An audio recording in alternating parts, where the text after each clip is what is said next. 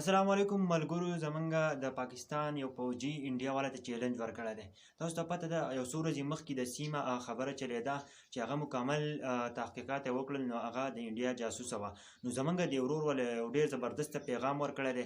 دا ویډیو دومره شیر کړئ چې انډیا والا ته ورسي او کومه آرمي چې دی دا وایي چې مونږ چاته ښځو ته جوابونه نه ورکو بلکې موږ مخامخ جنګیږو. یو ډېر زبردست دی. زه خو ډېر زیات خوشحاله کړم چې زمونږ په آرمي کې یو داسې نوجوانان دي. نو دا ویډیو ورسره دومره شیر کړئ ځکه چې نن زمونږ د پاکستان مسله ده. زمونږ په پاکستان والا پسې انډیا والا لګېدل دي، د خرابولو کوشش یې کوي، لیکن نن هغه بې نقابه شوه. انشاءالله نور به هم بې نقابه کېږي. اوس موږ له هم پکار چې دا ویډیو شیر کړو چې انډیا والا ته پته ولګي چې د پاکستان آرمي ډېره ذهني ده او هغه هر څه کولی شي. نو راځئ ویډیو ګورو بیا پې خپلې خبرې کوو.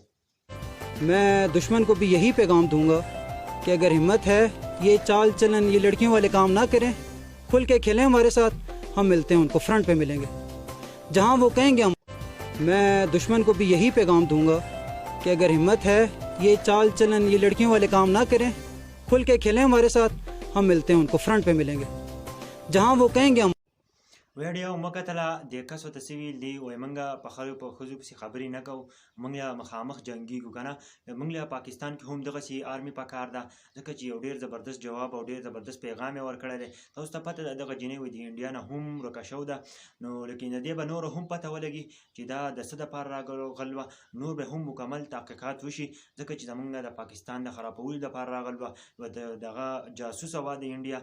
نو انشاءالله نور به هم بې نقابه شي. نو موږ له هم پکار ده چې زموږ دا ویډیو تاسو دومره شیر کړئ چې دغه انډیا والا ته ورسي چې د پاکستان قوم ایخ دی، د پاکستان پوج ایخ دی. تاسو په یو طرف نه راوباسي. ګورئ تاسو هېڅ مه وایئ چې موږ به جاسوسي وکړو، موږ به د پاکستان خرابېدو کوشش وکړو. د پاکستان کې هم داسې نوجوانان دي او داسې آرمي والا دي، یو داسې آی اس آی والا هم دي چې تاسو راوباسلی شي، د یو داسې ګوټ نه هم راوباسي او داسې حال به څه وکړي چې تاسو بیا یاد ساتئ.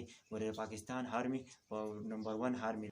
تاسو ته پته ده د انډیا جاسوسه وه. یو څو ورځې مخکې هم پاکستان ته راغلی وه او لږ وخت یې په پاکستان کې هم تېر کړی دی. لیکن مکمل حقیقت نه چې خلک خبر شو نو هغه څه وه د انډیا جاسوسه وه. پته لري د انډیا نه هم ورکه کړله چې په څه وجه یې ورکه کړله دا به اوس راښکاره کېږي هم چې دا د پاکستان ته د څه لپاره راغلی وه، د څه مقصد یې و. نو مکمل حقیقت به ښکاره کېږي.